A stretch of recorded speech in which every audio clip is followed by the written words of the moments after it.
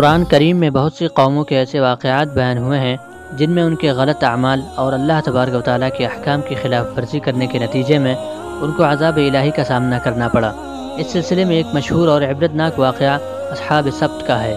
یہ واقعہ یہودیوں کی ایک بستی سے تعلق رکھتا ہے جن لوگوں نے اللہ تبارک و تعالیٰ کی نافرمانی کی اور بطور سزا انہیں بندر بنا دیا گیا۔ آئیے جانتے ہیں کہ اصل میں ہوا کیا تھا اور انہیں بندر کیوں بنایا گیا، لیکن اس سے پہلے ہم یہ جانتے ہیں کہ اصحاب سبت کسے کہتے ہیں۔ سبت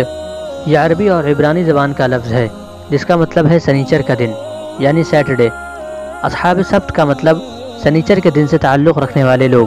چونکہ یہ واقعہ یہودیوں کو سنیچر سے متعلق دیے گئے احکام کی خلاف ورزی پر مشتمل ہے، اس لیے قرآن کریم نے انہیں اصحاب السبت کے عنوان سے یاد کیا۔ تو چلیے جانتے ہیں کہ پورا واقعہ کیا ہے اور اس واقعے میں ہمارے لیے کیا سبق ہے۔ واقعہ یہ ہے کہ یہودیوں کا ایک گروہ سمندر کے کنارے رہتا تھا اور وہ لوگ مچھلیاں پکڑا کرتے تھے۔ اللہ تبارک و تعالیٰ نے ان کے لیے سنیچر کے دن کو عبادت کا دن مقرر کیا، اور اس دن ان کے لیے معاشی سرگرمیاں ممنوع تھیں، یعنی خرید و فروخت، کاروبار، تجارت اور شکار وغیرہ ان کے لیے حرام تھا، اور اس دن کو صرف عبادت کے لیے مخصوص کر دیا گیا تھا۔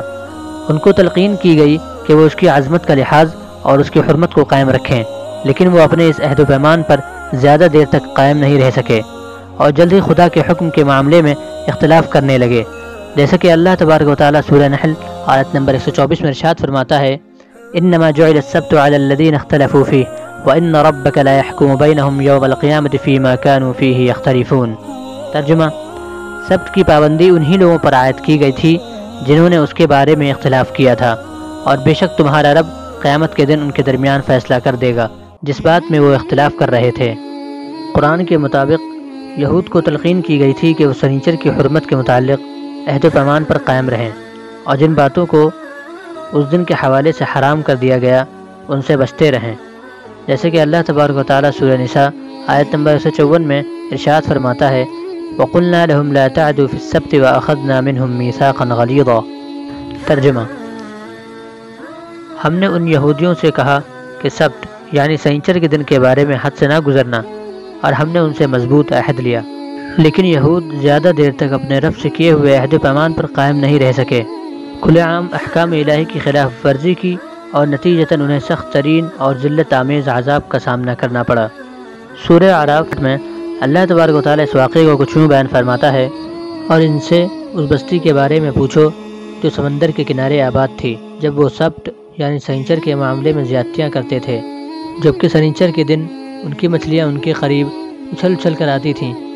اور سنیچر کے علاوہ ایام میں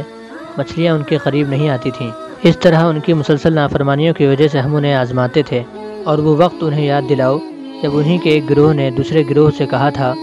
کہ تم ان لوگوں کو کیوں نصیحت کر رہے ہو جنہیں اللہ یا تو ہلاک کرنے والا ہے یا کوئی سخت قسم کا عذاب دینے والا ہے۔ دوسرے گروہ کے لوگوں نے کہا کہ یہ ہم اس لیے کرتے ہیں تاکہ تمہارے رب کے حضور بری الذمہ ہو سکیں، اور شاید اس نصیحت سے یہ لوگ پرہیزگاری اختیار کر لیں۔ پھر جب یہ لوگ وہ بات بھلا بیٹھے جس کی انہیں نصیحت کی گئی تھی، تو برائی سے روکنے والوں کو تو ہم نے بچا لیا، اور جنہوں نے زیادتیاں کی تھیں ان کی مسلسل نافرمانی کی بنا پر ہم نے انہیں ایک سخت عذاب میں پکڑ لیا۔ چنانچہ ہوا یہ کہ جس کام سے انہیں روکا گیا تھا، جب انہوں نے اس کے خلاف سرکشی کی تو ہم نے ان سے کہا جاؤ ذلیل بندر بن جاؤ۔ اللہ تبارک و تعالیٰ نے ان کی فرما برداری کا امتحان لینے کے لیے سنیچر کے دن ان پر مچھلیاں پکڑنا حرام قرار دیا تھا، اور اسی دن مشیت الہی سے مچھلیاں کثرت سے پانی کے اوپر اور ساحل کے نزدیک ظاہر ہوتی تھیں تاکہ یہودیوں کی طرف سے قانون الہی کی وفاداری کا امتحان لیا جائے، لیکن مچھلیوں کی بڑی تعداد دیکھ کر یہودیوں کے صبر کا پیمانہ لبریز ہو جاتا تھا۔ چنانچہ ان یہودیوں میں سے کچھ لوگوں نے اس قانون میں چور دروازہ نکال لیا۔ وہ ہفتے کے روز ساحل پر جا کر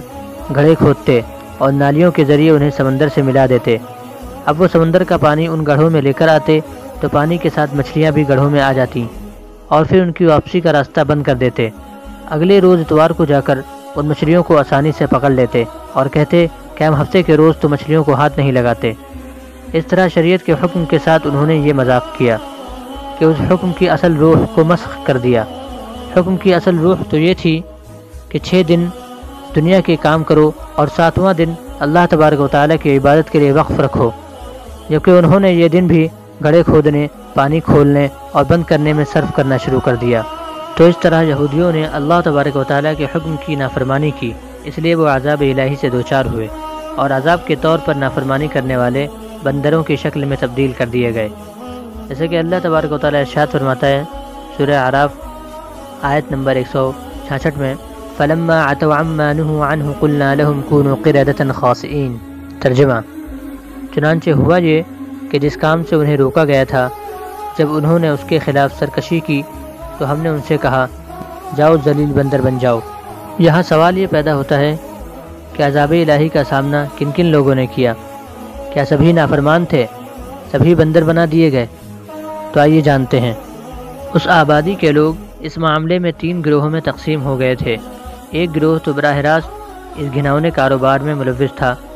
جبکہ دوسرے گروہ میں وہ لوگ شامل تھے جو اس گناہ میں ملوث تو نہیں تھے مگر گناہ کرنے والوں کو منع بھی نہیں کرتے تھے،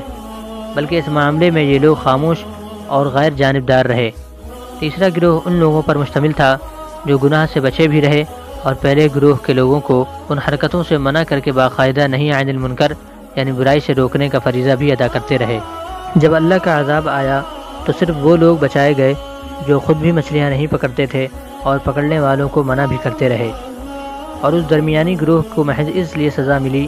کہ وہ اس گناہ کے کام سے منع کیوں نہ کرتے تھے۔ گویا جیسے کوئی برائی کرنا جرم ہے، ویسے ہی برائی سے نہ روکنا بھی جرم ہے۔ اس واقعے سے ایک سبق یہ ملتا ہے کہ اللہ تبارک و تعالیٰ کو دھوکہ دینے کی کوشش کرنا نافرمانی سے زیادہ بڑا گناہ ہے۔ سبت یعنی ہفتے کے دن ان لوگوں نے مچھلی کا براہ راست شکار تو نہ کیا، لیکن اس کے لیے ناجائز تدبیریں اختیار کیں، چال بازیاں کی، ناجائز حیلے اختیار کیے، چنانچہ اس پر عام نافرمانی کے مقابلے میں بڑا عذاب نازل ہوا۔ یہاں اس نقطے کو اچھی طرح سمجھ لینا چاہیے کہ نہی عن المنکر یعنی برائی سے روکنا نص قرآنی کے مطابق فرض کی حیثیت رکھتا ہے۔ جس ماحول میں اللہ تبارک و تعالیٰ کے کسی واضح حکم کی کھلم کھلا خلاف ورزی ہو رہی ہو تو ان حالات میں گناہ کا ارتکاب کرنے والوں کو نہ روکنا، نہی عن المنکر کا فرض ادا نہ کرنا، مجرموں کو گناہ کرتے ہوئے دیکھ کر خاموش رہنا ایک سنگین جرم ہے۔ کسی گناہ کو ہوتے دیکھنا، اس پر خاموش رہنا کتنا بڑا گناہ ہے، اس کا اندازہ اس حدیث قدسی سے بخوبی لگایا جا سکتا ہے۔ حضرت جابر رضی اللہ عنہ سے روایت ہے کہ رسول اللہ صلی اللہ علیہ وسلم نے ارشاد فرمایا کہ اللہ تبارک و تعالیٰ نے جبریل علیہ السلام کو وحی کی کہ فلاں فلاں شہر کو اس کے لوگوں پر الٹ دو۔ جبریل علیہ السلام نے عرض کیا کہ پروردگار، اس میں تو تیرا فلاں بندہ بھی ہے جس نے کبھی پلک جھپکنے کی دیر بھی تیری معصیت میں نہیں گزاری۔ رسول اللہ صلی اللہ علیہ وسلم نے ارشاد فرمایا، اللہ تبارک و تعالیٰ نے فرمایا کہ الٹو اس بستی کو، پہلے اس پر اور پھر دوسروں پر،